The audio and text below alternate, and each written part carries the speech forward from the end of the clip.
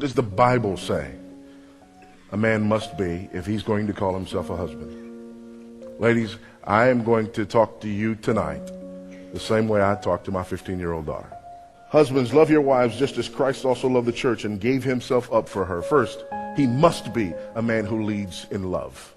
Not the Greco-Roman myth of romantic love. We're not talking about Cupid here. We're talking about the biblical definition of love that leads with the will, that is a choice, that's not led by emotion, nor is it void of emotion, and that demonstrates itself by actions on behalf of its object. Because secondly, not only must he be a man who leads in love, but he must be a man who leads in the word. If he is not a man who can mentor you in the scriptures, he's not worthy of being your husband. So forget that standard of they have to be a believer. That's way down there. And usually we try to get around that, because if we can just get the guy to say, well, I was baptized one time way back in whatever, then we're like, oh yes, he's a believer, I can marry him. Can he disciple and mentor you in the Word of God? That's a whole nother standard, isn't it? Fathers, do not provoke your children to anger, but bring them up in the discipline and instruction of the Lord. It is the father's responsibility to teach the children to believe like Christians and to behave like Christians. He is to be equipped to mentor and disciple the children who come into your home as well. He must be a man who leads in love.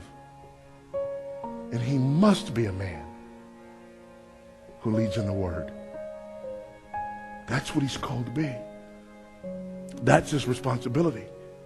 Men, this is an incredible weight to bear. Men on your side, I must be a man who leads in righteousness. I must be. I must demonstrate that I'm willing to do everything in my power to preserve the righteousness of this woman. Ladies, that's what you're looking for. You're not looking for a man who acts like an octopus every time you're around him. You're not looking for a man that you have to constantly keep telling, stop, quit, enough now. You're looking for a man who says things like this. You know what? I'm not too sure it's all that good of an idea for us to be alone like this. That's what you're looking for. You're looking for a man who goes out of his way to make sure that your purity is preserved. Here's the irony.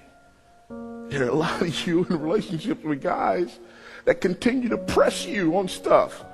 They still talk like they're in high school. If you really love me, we take this thing to the next level. Help you if you're dealing with a man like that. Leave him, please. And ladies, you fall for that stuff because you don't speak man. So when a man asks you to compromise yourself sexually, what he's saying to you is this, if you speak man. I have some needs right now, and I want you to satisfy those needs, thereby making yourself the kind of woman that I don't even want for myself. That's what he's saying. I want to use you to satisfy myself, and I want to dishonor you. That's what he's saying. Don't fall for it. What you're looking for, ladies, is a man who says, okay, here's the deal. We need to make some other arrangements. Why? Because, girl, if you knew how bad I wanted you, you'd be scared right now. So here's what we're going to do. Can your little brother come with us or something? Somebody? I don't care. We'll take your mama. Is your mama available? Your mama can come. She can sit with us. Somebody just needs to be with us, all right? That's what you're looking for, because you want a man who wants you. But more importantly than that, you want a man who desires for you to be pure. Which means that a guy who'd ask you to move in with him, completely and utterly disqualified. Because here's what that man is saying.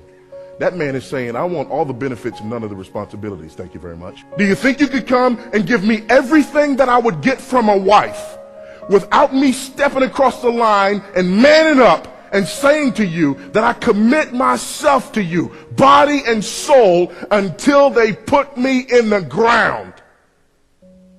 That's what he's saying to you.